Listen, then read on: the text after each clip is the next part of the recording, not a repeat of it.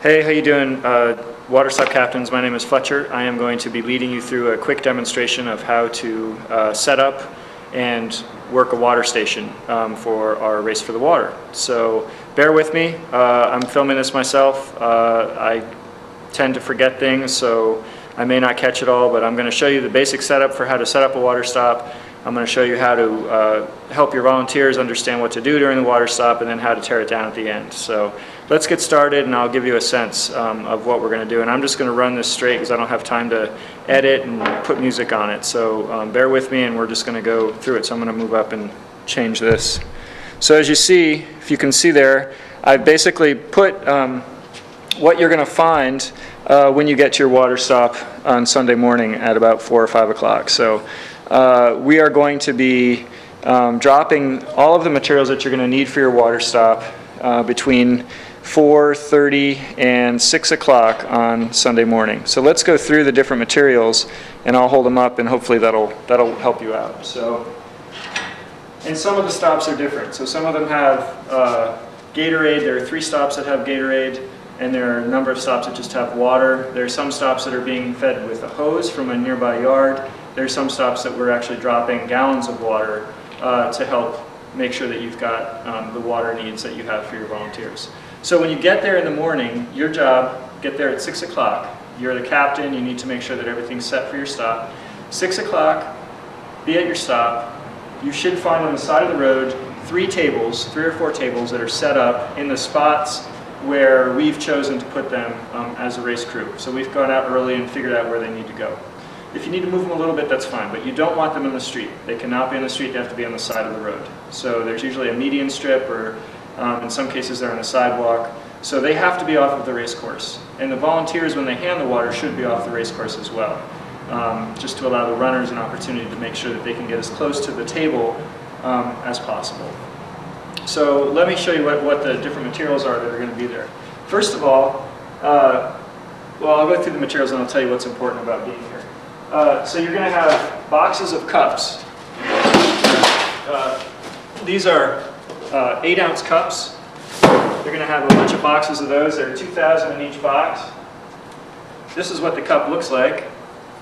And the cup is an 8-ounce cup. It's a waxed cup. And you're going to be filling it halfway with water. So we only want 4 ounces. 1, 2, 3, 4 ounces of water in the cups. Because if you put more in the cups, we're going to run out of water. Okay, so make sure that your volunteers know that. So you're going to have cups there. You're going to have this box, 3 of these boxes probably, which are boxes that were turned into trash cans. So they just unfold and they become a trash box. Okay, so they go on the ground after the last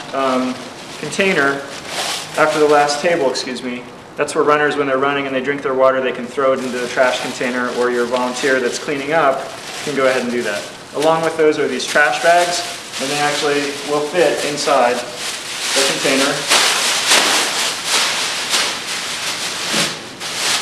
And you can tie one corner off to make sure that they don't blow away. Okay? So that's your trash area right there. That should take you 2 seconds to fit up. Another thing that you'll find at your stop is a handy rake. What this is designed to do is to keep all of the cups that land on the ground out of the way of the runners so they don't make a slippery surface for them. And so you're going to want to have one volunteer as a raker. And that person's going to, their job, without tripping up anyone running through, is going to be to rake all of the cups up and get them into the trash bags. So we'll have plenty of trash bags at the site. We're going to have a rake, and we're going to have trash boxes for you. Okay? The next thing that you're going to notice at your site is a box. Okay? In the box, there's going to be a number of things. If you're at a stop that has Gatorade, there's going to be Gatorade. This makes 9 gallons.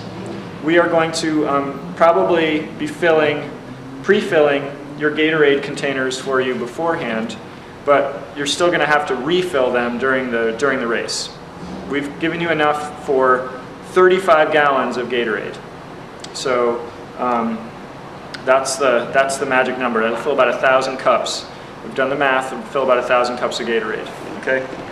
The next thing that you'll find in the box is a folder. And in this folder, you're going to find a number of things. In the folder, you're going to find some directions for how to set up the stop. There's actually 2 copies, one for the Gazelle captain and one for another person there if you need 2. You're going to find the directions that I've emailed most of you, directions on how to run a water stop. You're going to find all of your volunteers that have signed up, along with their t-shirt size and their contact information and their name, okay, so that you can hand them a t-shirt and check them off. And then the last thing you're going to find is a list of all the things that should be at your stop. So there's going to be a list of all of the materials that are right over here for you. So that's the organizational piece, and that's also there's going to be some contact information for myself, my cell phone number. My cell phone number on there as well. So that's another piece that's going to be in that box. There are also going to be a lot of gloves, because one of the important things for working on these sites is that you are sanitary, especially with people running by with water. So you're going to want to have your volunteers that are handling the cups wear plastic gloves so that they don't get their fingers into the water when they're passing it out, or the Gatorade. So those cups are going to be in paper Falke bags, and they'll be marked by size, small, medium, and large. So we want to make sure that you understand that the volunteers need to be wearing these plastic gloves at all times. And the last thing in there are going to be t-shirts for the volunteers. So we're going to provide all of the people that are on our list with the size that they requested. It'll be in a bag, and so your job as a captain is to make sure that they are distributed appropriately. We'll also probably include a few extra of each size so that you have a number of extra shirts in case you need them. Okay? So that's the box with the goodies in it. Here's where it gets tricky. You may be at a stop where you are going to be using a hose. And if this is the case, we should set up the hose early so that you have it available at the stop. So there should be a hose coming up to the back of the stop. That's going to be our mission when we get up at 4 in the morning, is to go into the neighbor's yard and screw the hose in. We've already gotten approval from the sites to do that. We have a shutoff valve on the end of each hose so that you can fill it and fill the containers or the 1 gallon jug, so however you want to decide you want to fill your water containers with it. If you're at a site where there's no hose available, then we're going to have these 1 gallon jugs, and they're going to be in these containers like this. So that's how your water is going to get to the stop. Those are the ways the water is going to get to the stop. What else do we have?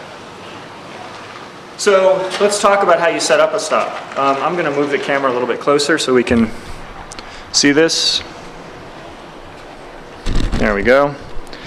I hope you're not too bored here. You can see that I've got some cups already set up.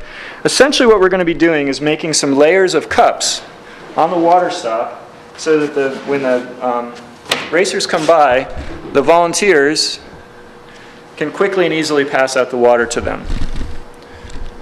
Sorry about this thing bouncing around. So what you're going to do is fill the whole surface of this with cups. And you're basically just going to lay them out all the way along the front. I'm just going to do one little section, but you're going to do the whole thing. You're going to do the whole 9 yards here. If we lay all these out here, so you can tell this is going to be a little bit tedious. And if it's windy, you know, all these cups have a tendency to blow around if they're empty, so you've got to be thinking about how are you going to handle that. And typically what we would do is ask you to take your water and fill, if the wind's blowing from this direction, is to fill the ones on the end first, and they sort of form a barrier to keep the other cups in place. So, let's see, move this over. So you've got your cups all lined up. You've got your water out, and you're ready to start pouring. Again, I'm just going to do a sample, but remember, you're going to have this whole table filled with them like this. And you basically go along and just pour half, pour half, pour half, all the way along. And if you get them close enough, you can just hold the thing down and just pour it like this and just pour them in. Okay, pour the water in the cups. So you're going to